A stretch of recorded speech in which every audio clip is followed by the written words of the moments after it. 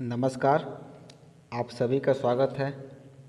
इस वीडियो में हम बात करने वाले हैं सेट बीएड 2020 के सिलेबस एनालिसिस को। सेट यानी कि कंबाइंड एंट्रेंस टेस्ट 2020। आप सभी ने फॉर्म फिल कर लिया होगा और परीक्षा की तैयारी कर रहे होंगे। चूँकि आप सभी को ज्ञात हो, इस बार ललित नारायण मिथिला यूनिवर्सिटी के द्वारा कंबाइंड टेस्ट लिया जा रहा है बीएड में एडमिशन के लिए। तो हम एक एक करके जितने भी महत्वपूर्ण प्रश्न हैं जो आपके परीक्षा में पूछे जा सकते हैं, उसके बारे में हम अगले वीडियो में विस्तार जानेंगे। इस वीडियो में हम बात करते हैं आपके प्रवेश परीक्षा के प्रारूप के बारे में। पैटर्न ऑफ एंट्रेंस एग्ज़ाम, हमारे परीक्षा का पैटर्न क्या होगा, किस पैटर्न पर एग्ज़ाम लिया जाएगा, वो प्रारूप क्या है। क्योंकि जब तक हम प्रारूप को नहीं समझेंगे हम एग्ज़ाम में सफल नहीं हो सकते हैं। तो ये सबसे महत्वपूर्ण होता है कि हम परीक्षा के प्रारूप को समझें, पैटर्न को समझें कि आखिर एग्ज़ाम किस पैटर्न पर होने वाला है। क्योंकि कोरोना के चलते हो सकता है कि आपके एग्ज़ाम में देरी हो रहा हो, लेकिन इस समय का आप लोग सदुपयोग कीजिए, पढ़ाई कीजिए। ऑनलाइन क्लासेज आज से हम शुरू कर दिए हैं, जिससे कि आपको जितने भी आपके टॉपिक हैं जिस जहाँ से परीक्षा में प्रश्न पूछे जाते हैं, मेरी पूरी कोशिश रहेगी कि आपको सारे टॉपिक को बहुत अच्छे से सॉल्व कराया जाए। तो पहले हम इसके पैटर्न को समझते हैं, इसके प्रारूप को समझते हैं। बीएड संयुक्त परीक्षा 2020, जिसको सीईटी बीएड के नाम से जानते हैं, यह परीक्षा जो है आपकी 2 घंटे की होगी। ये इम्पोर्टेंट है, इसको आपको याद रखना है। जो हमारा परीक्षा जो है वो 2 घंटे का होगा, 2 घंटे की परीक्षा होगी, जिसमें आपको 120 बहुविकल्पीय प्रश्नों का उत्तर देना होगा। यानी कि आपके 2 घंटे की परीक्षा में 120 प्रश्न रहेंगे जिनको हमको उत्तर देना है। 120 प्रश्न हैं और आपके पास 2 घंटे का समय है, यानी कि 120 मिनट। आप ये समझ सकते हैं कि आपको एक प्रश्न के लिए यहाँ पर 1 मिनट मिलेगा, यानी कि हम 1 मिनट में एक प्रश्न को सॉल्व करेंगे। प्रश्न का प्रारूप आपको कैसा रहेगा? प्रत्येक प्रश्न में 4 अपेक्षित उत्तर होंगे, यानी कि सारा क्वेश्चन आपका ऑब्जेक्टिव रहेगा। 4 अपेक्षित उत्तर होंगे, जिनमें से सबसे उचित उत्तर को चुनना होगा। आपके प्रश्न में 4 उत्तर दिए होंगे, जिनमें से आपको एक का चयन करना होगा जो आपको सबसे उचित लगे। सबसे उचित उत्तर का इसमें चुनाव करना होगा और उन्हें प्रश्न पुस्तिका के साथ प्रदान की गई OMR, यानी कि OMR का मतलब है कि आपको जो है एग्ज़ाम ऑफलाइन होगा। बहुत सारे विद्यार्थियों का यहाँ कन्फ्यूजन था कि एग्ज़ाम मेरा किस पैटर्न में होगा। तो आपका एग्ज़ाम जो होने वाला है वो ऑफलाइन होने वाला है, क्योंकि जब यहाँ OMR की बात आती है तो OMR का अर्थ ही होता है कि मेरा परीक्षा जो है ऑफलाइन होगा। नहीं तो अगर ऑनलाइन रहता तो लिखा था CBT, यानी कि कंप्यूटर बेस्ड टेस्ट। जब यहाँ पर OMR लिखा हुआ है तो इसका अर्थ हुआ कि मेरी परीक्षा जो है ऑफलाइन में होगी। और OMR शीट जो आपको प्रश्न के साथ ही दिया जाएगा, जिसमें से आपको क्या करना है, उसको नीले या काले, इसका आपको ध्यान रखना है। हमको ब्लैक या फिर ब्लू, हमको ब्लैक या ब्लू पेन का प्रयोग करना है। उस OMR शीट को भरने के लिए। आप लोग चाहें तो OMR शीट का एक बार प्रैक्टिस कर सकते हैं, क्योंकि होता क्या है कि एग्ज़ाम के दरमियान हमको बहुत सारे विद्यार्थियों को OMR शीट भरने में परेशानी होती है। तो मेरा आपसे पर्सनल एक सजेशन रहेगा, सलाह रहेगा कि आप OMR शीट की पहले प्रैक्टिस कर लें। OMR शीट आपको मिल जाएगा, हम कुछ OMR शीट आपको इस वीडियो के डिस्क्रिप्शन में लिंक दे देंगे, जहाँ से आप ब्लैंक OMR शीट डाउनलोड कर सकते हैं और उसको आप फिल कीजिएगा नीले या काले पेन से, नीले या काले बॉल पेन से आप लोग उसको भरने का प्रयास कीजिएगा, जिससे कि आपको एक अभ्यास हो जाएगा, जिससे कि एग्ज़ाम में आप बहुत ही बेहतर प्रदर्शन कर सकते हैं। जो आपका प्रश्न पुस्तिका जो रहेगा उसमें 120 वस्तुनिष्ठ प्रश्न रहेंगे, जैसे मैंने पहले आपको बता दिया था 120 प्रश्न रहेंगे। प्रत्येक प्रश्न के लिए 1 अंक, यानी कि आपको प्रत्येक प्रश्न के लिए 1 मार्क्स आपको प्रोवाइड किए जाएंगे। प्रवेश परीक्षा में आवंटित अधिकतम अंक 120 है। आपको जो है 120 नंबर प्रदान किए जाएंगे अधिकतर, क्योंकि आपका 120 प्रश्न है, 120 प्रश्न है, प्रत्येक प्रश्न 1 मार्क्स का है, तो आपको 120 नंबर की टोटल एग्ज़ाम होने वाला है। प्रश्नों के उत्तर देने के लिए OMR शीट या उत्तर पुस्तिका प्रदान की जाएगी। आपको अपने पास से कुछ लेकर नहीं जाना है, बस आप ब्लैक या ब्लू पेन लेकर जाइएगा। आपको वहाँ पर प्रश्न के साथ साथ OMR शीट भी प्रदान की जाएगी, जिसमें आपको इसका आंसर देना है। आंसर क्या करना है, OMR शीट को रंगना है, केवल आप रंगने का प्रयास कर लीजिएगा, OMR शीट को भरना है। अब हम बात करते हैं सब्जेक्ट। आपको जो है किन किन विषयों से कि प्रश्न पूछे जाएंगे और कितने नंबर के प्रश्न रहेंगे।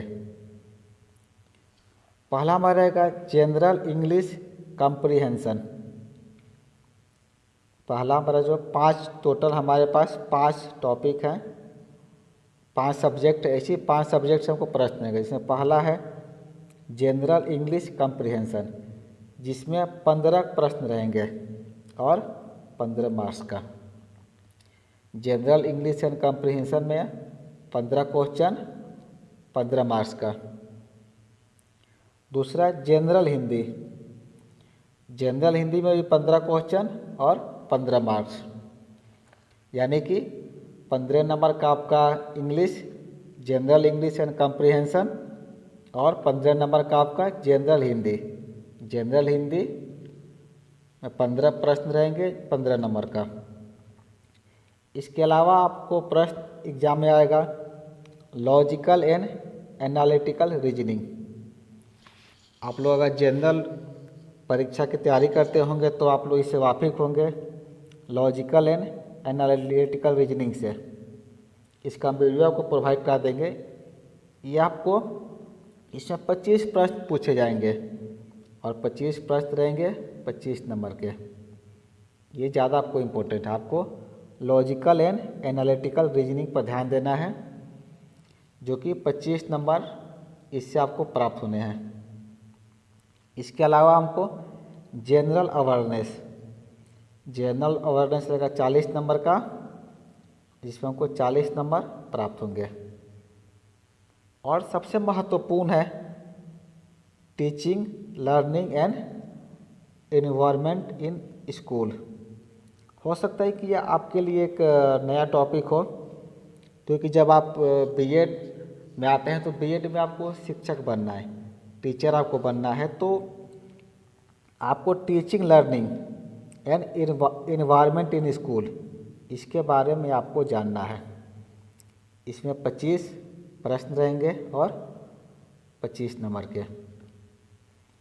तो ये मेरे 5 सब्जेक्ट हैं, जिनमें से आपको टोटल प्रश्न पूछे जाएंगे। यहाँ पर नंबर आपका डिस्ट्रीब्यूट कर दिया गया है, तो इतने आपकी तैयारी करनी है। हम आगे देखते हैं अब कि आपको किस विषय से क्वेश्चन आ सकते हैं और कैसे कैसे प्रश्न आपको आएंगे। तो पहला हम लेते हैं जनरल इंग्लिश कॉम्प्रिहेंशन, जिसमें आपको जनरल इंग्लिश में आपको आएगा फिल इन द ब्लैंक्स।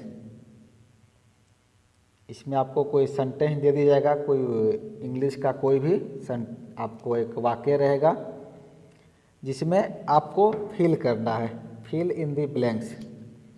कोई सेंटेंस आपको दे दिया गया, उसमें एक जगह खाली रहेगा जिसमें आपको इज, आर, एम या एट कुछ भी जो वहाँ पर ज़रूरत हो उसके बारे में आपको आप फिल करना है, यानी कि फिल इन दी ब्लैंक से आपको प्रश्न आएंगे। उसके बाद आपको एंटोनेम्स एंड साइनोनेम्स, इससे भी प्रश्न आ सकते हैं। एंड उसके बाद है आइडियम्स एंड फ्रेज, इसको भी हम लोग पढ़ेंगे, आइडियम्स एंड फ्रेज को। फॉर स्पेलिंग एरर, ये भी महत्वपूर्ण है। स्पेलिंग एरर, आपको कुछ शब्द दे दिए जाएंगे जिसमें से आपको चेक करना है स्पेलिंग एरर कि वो शब्द सही लिखा है या नहीं लिखा हुआ है, उसके बारे में हम जानेंगे। जैसे कि आपको हम यह शब्द लिखते हैं, हम एक शब्द लिख रहे हैं, मान लीजिए कि सीनियर, SENIAR, तो ये आपको पहचानना है कि गलत है कि सही है, क्योंकि ये गलत है। ये हमको स्पेलिंग एरर में देखना है।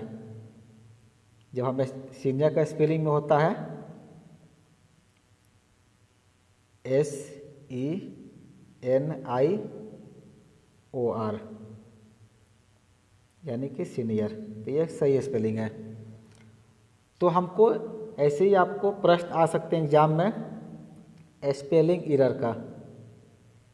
हम स्पेलिंग में दिया रहेगा, आपको उसका एरर चेक करना है, एरर पकड़ना है उसमें। उसके बाद आपको प्रश्न आएगा वन वर्ड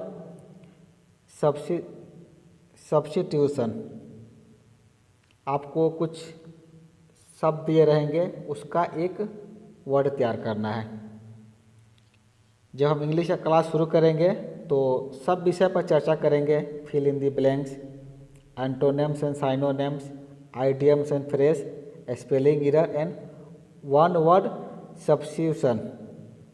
इस पर हम विस्तार से बातें करेंगे। इसके अलावा हमको पढ़ना है सामान्य हिंदी। सामान्य हिंदी में कौन कौन से प्रश्न हो सकते हैं? सामान्य हिंदी में आपको प्रश्न आएंगे संधि और समास से। इसके अलावा उपसर्ग और प्रत्यय, रस, छंद, अलंकार, मुहावरे और लोकोक्तियाँ, कहावतें।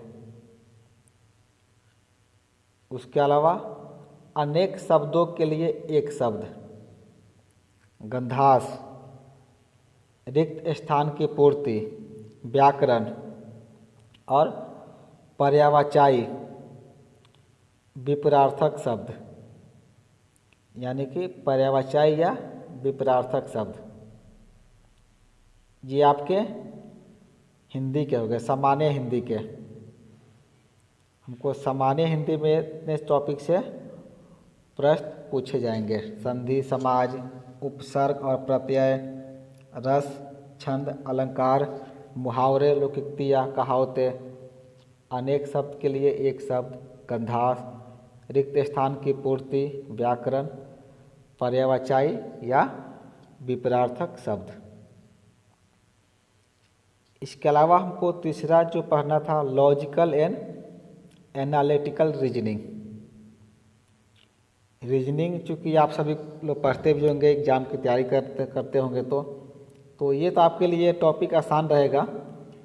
फिर भी इसमें हम बात करेंगे जिसमें हमको पढ़ना है syllogism, statement and arguments, statement and assumption, statement and course of action, statement and conclusion, driving conclusion, expression and research, punch line, situation reaction test, cause and effect, analytical reasoning. तो रीजनिंग से हमको इतने से प्रश्न आ सकता है exam के दरमियान, तो इसकी भी हम तैयारी करेंगे। और इसके अलावा जनरल अवेयरनेस, जनरल अवेयरनेस में आपको हिस्ट्री यानी कि इतिहास से भी प्रश्न आ सकते हैं, history, geography, polity, question related to social issue, जो अभी वर्तमान में इशू चल रहा है, वर्तमान में क्या समस्या चल रही है, उससे भी आपको प्रश्न आ सकते हैं। इसके अलावा 5 year general science, 5 year plan, current affairs, other miscellaneous question. Other miscellaneous question का अर्थ होता है कि आपको कहीं से भी कुछ भी प्रश्न पूछा जा सकता है, यानी कि जनरल अवेयरनेस के अंतर्गत आपको इन सब चीज़ों का ज्ञान होना चाहिए। History, geography, polity, question related to social issue, general science, 5 years plan, current affairs, other miscellaneous subject. तो जनरल अवेयरनेस से हम इतनी चीज़ें को जानेंगे। एक एक करके हम सब विषय पर आपके लिए वीडियो प्रोवाइड कराएंगे, जिससे कि आप अपनी तैयारी बहुत बेहतर तरीके से कर सकते हैं। और इसका 5वां और लास्ट टॉपिक है, जिसमें आपको प्रश्न आ सकते हैं इससे, teaching learning environment in school, जो कि शायद आपके लिए नया टॉपिक होगा। इसमें हम जानेंगे स्कूल से रिलेटेड सब चीज़ें, management of physical resource in school, need and effect. School के मैनेजमेंट में वो फिजिकल रिसोर्स कौन कौन होते हैं, क्या उनकी योग्यता है, ये जानेंगे। स्टूडेंट रिलेटेड इशू, स्टूडेंट से संबंधित, विद्यार्थियों से संबंधित तो कौन कौन से इशू हो सकते हैं विद्यालय में। Teacher student relationship, motivation, discipline and leadership. विद्यालय में कई तरह की बातें होती है, कई तरह की समस्याएं होती है, कई तरह के इशू होते हैं जो एक टीचर को झेलना पड़ता है, टीचर को सहना पड़ता है, या टीचर के सामने ऐसी परिस्थितियां भी आती है जिनको उससे निपटना होता है, जिनमें टीचर स्टूडेंट रिलेशनशिप, छात्र और शिक्षक के बीच एक रिश्ता, मोटिवेशन प्रोत्साहित करना, डिसिप्लिन सिखाना, और लीडरशिप यानी कि नेतागिरी, लीडरशिप करना, नेतृत्व की भावना जागृत करना, यह होता है लीडरशिप। इसके अलावा हमको जाना है teaching and learning process. Teaching and learning तब यानी कि पढ़ना और सीखना, पढ़ाना और सीखना। टीचिंग एंड लर्निंग की कौन कौन से प्रोसेस हैं। आइडियल टीचर कौन होते हैं, effective teaching, handling of students, classroom communication कैसा होना चाहिए, क्लासरूम में बातचीत कैसी होनी चाहिए, etc। इसके अलावा सब चीज़ें हम इसमें जानेंगे, और इससे प्रश्न भी आपको एग्जाम में पूछे जाएंगे। इसके अलावा जाना है curricular and extra curricular activity such as debate, sports, culture activity, etc। ये करिकुलर क्या होता है, एक्स्ट्रा करिकुलर एक्टिविटी, जो भी विद्यालय में पहले से प्लान चल रहा है, जो भी सर्कुलम बनाई गई, जो भी एक्टिविटी बनाई गई है, तो उसमें हम एक्स्ट्रा क्या कर सकते हैं। जो भी हमारा रूटीन है, जो भी विद्यालय में एक रूटीन तैयार कर दी जाती है, तो उससे अलावा हम विद्यालय में कौन कौन काम करा सकते हैं, सच डिबेट, स्पोर्ट्स, कल्चर एक्टिविटी, इन सब चीज़ों से भी संबंधित आपको प्रश्न पूछे जाएंगे। इसके अलावा आपको प्रश्न आ सकता है management of human resource in school, principal, teachers and non teaching staff. Management कैसा होना चाहिए आपके स्कूल में, जैसे कि human resource in school, principal, teacher and non teaching staff. किसी विद्यालय में 3 व्यक्ति तीन तरह के व्यक्ति होते हैं। एक मैनेजमेंट वहाँ का होता है जो सब चीज़ों को मैनेज करता है, प्रिंसिपल होते हैं, टीचर्स होते हैं, नॉन टीचिंग स्टाफ होते हैं। इन सब के बीच मैनेजमेंट कैसे स्थापित करना है ये चीज़ें हम जानेंगे। इसके अलावा physical environment, elements of positive learning and environment, तो ये सब चीज़ें आपको जानना है। Teaching, learning and environment in school, तो ये तो आपके CET B.Ed 2020 का पाठ्यक्रम था जो कि सिलेबस था।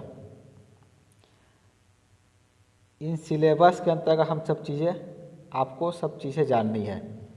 इतने से आपके एग्ज़ाम में प्रश्न आएंगे। हम एक एक करके सारे विषयों का सेपरेट वीडियो बनाएंगे जिससे कि आप आसानी से अपने CET B.Ed 2020 की तैयारी कर सकते हैं और एग्ज़ाम को अच्छे से क्रैक कर सकते हैं। इसके अलावा इसमें कुछ विश्वविद्यालय की लिस्ट दी गई है जो कि पूरे बिहार के हैं। पूरे बिहार में जितने भी विश्वविद्यालय हैं सबका नाम यहाँ दिया हुआ, आप एक एक देख सकते हैं। इस वीडियो के डिस्क्रिप्शन बॉक्स में हम इस PDF का लिंक डाल देंगे जिससे कि आप डाउनलोड करके देख सकते हैं कि टोटल पूरे बिहार में 15 विश्वविद्यालय हैं और इन विश्वविद्यालय के अंतर्गत बहुत सारे कॉलेज हैं जहाँ पर आप एडमिशन अपना ले सकते हैं। इसके अलावा इस PDF फाइल में आपको सूची दी गई है जहाँ पर एग्ज़ाम हो सकते हैं। चूँकि आपने फॉर्म भरते समय सब फिल कर लिया होगा, तो आप सबको बहुत बहुत बधाई, शुभकामनाएं कि आप एग्ज़ाम में बहुत बेहतर करें। और अगले वीडियो में हम एक एक करके सब विषय का सेपरेट वीडियो डालेंगे। धन्यवाद।